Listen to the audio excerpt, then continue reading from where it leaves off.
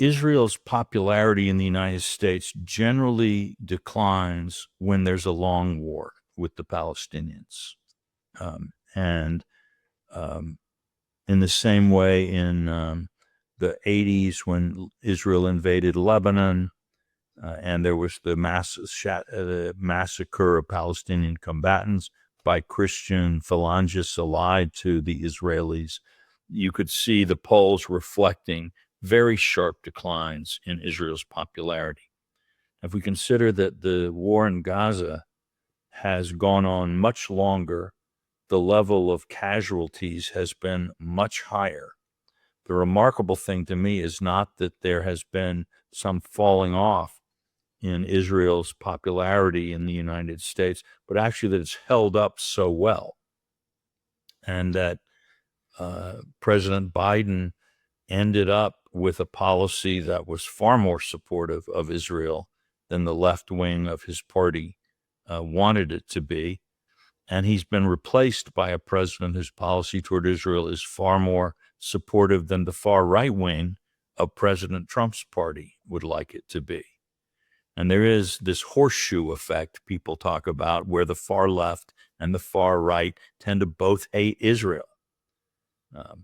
And this is a subject I wrote about in my book, that the sort of ideological extremes in America who don't believe in America, in a sense, who don't believe that the American dream is real or that the American system works.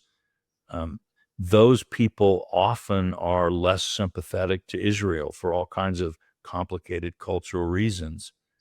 This is generally true around the world. So when I talk to, say, people in Australia, what I'll find is that, well, it's not infallible, but it's surprisingly common that people who are really, really strongly express a dislike of Israel and a kind of not simply an objection to one or another Israeli policies, but a kind of a visceral dislike of the country or a sense of its illegitimacy. Those people, generally speaking, are pretty suspicious of the U.S.-Australian relationship. Generally speaking, aren't very fond of capitalism as a concept. And this becomes a sort of badge of common ideology. And so if you meet a German who thinks, what the Israelis are doing in Gaza, it's really too much and it's very sad, but we Germans, have a special responsibility. This is probably a person who also supports NATO and the Western Alliance. But when you find somebody who is bitterly hostile against Israel and bitter and sort of supportive, even say, of October 7th, that's a person that generally hates NATO, hates the United States, whether they're on the far left or the far right, and you'll find them in both camps.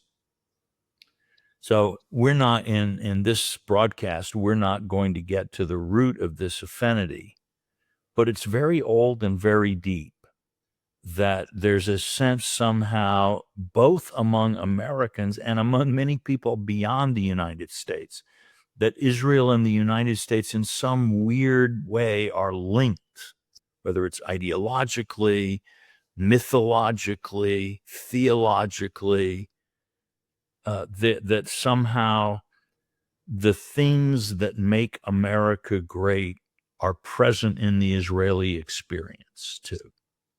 And some would say, well, that just means they're settler state colonial enterprises. And so the Boers in in South Africa, the cowboys in America, and the settlers in Europe, well, for that matter, maybe the settlers in Australia, are all engaged in the same horrible enterprise. And that's why they like each other, or that's why there's sympathy. So attitudes toward Israel can be a kind of a global litmus test